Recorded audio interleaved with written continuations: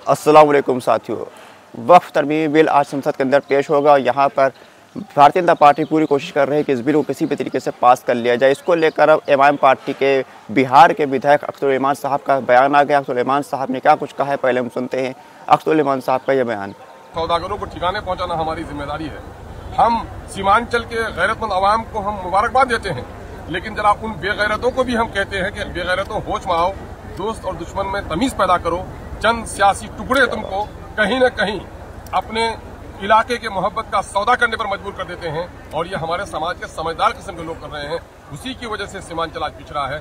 सीमांचल में एक नई फिजा पैदा हुई है, नौजवानों में एक जोत जगी है और सीमांचल के परदेसी नौजवान सिर्फ कमाना ही नहीं चाहते हैं, आज अपने किशनगंज को मजबूत भी बना रहे हैं। वक्फ बोर्ड पर कुछ बोलना चाहिए।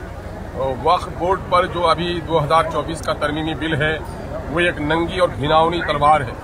हिंदुस्तानों के पूर्वजों की दी, मुसलमानों की पूर्वजों की जायदाद पर, मुस्लिम माइनॉरिटी पर और दूसरी माइनॉरिटी को भी खबरदार हो जाना चाहिए कि आज मुस्लिम माइनॉरिटी पर तलवार चल रही है, कल आपकी गर्दन भी नहीं बचेगी। और ये तलवार मोदी की सिर्फ मुसलमानों के गर्दन पर नहीं है, देश की संविधान पर, देश के संविधान पर भी है और हिंदू मुस्लिम जो सिख ईसाई की मोहब्बत है उसको तोड़ने की कोशिश है।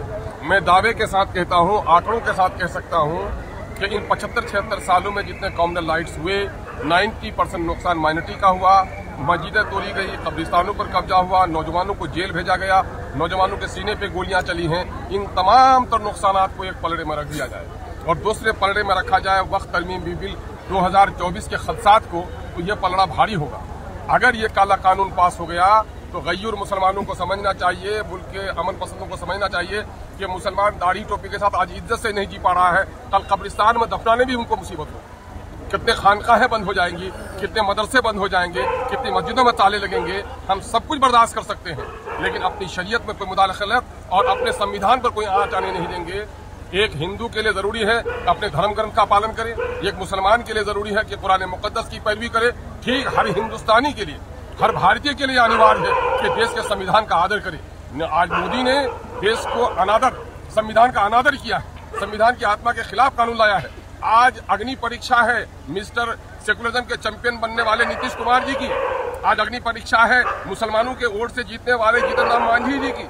आज अग्नि परीक्षा है रामविलास जी के पासवान के सुपुत्र चिराग पासवान की कि तो आपके बाप ने सेकुलरिज्म को बाकी रखने के लिए गद्दी छोड़ दी थी। आज अगर सेकुलरिज्म पर आँच आ रही है तो चिराग पासवान आपका कदम किधर उठता है, पूरा देश इसका इंतजार कर रहा है। सर, आपके सवाल, ठाकुर से बहुत सारे ऐसे आसने साहब के चाहने वाले हैं जो इस बार चाहते हैं कि वो विधायक का चुनाव लड़े। इसको लेकर आप लोग कुछ सोचते हैं? सवाल ये पैदा है, पार्टी का सम्मानित नेता है, अल्प अवधि में उन्होंने जिस तरह से लोगों के दिलों में ये अख्तरुल साहब ने इस बिल का पुरजोर तरीके से विरोध किया है और यहाँ पर पूरी कोशिश करी है कि यहाँ पर जो ये बिल है इस बिल के खिलाफ में आवाम को जागरूक किया जाए। आपकी क्या राय है कि एमआईएम पार्टी ने किस तरह का से ये काम किया है? खुदा हाफिज़।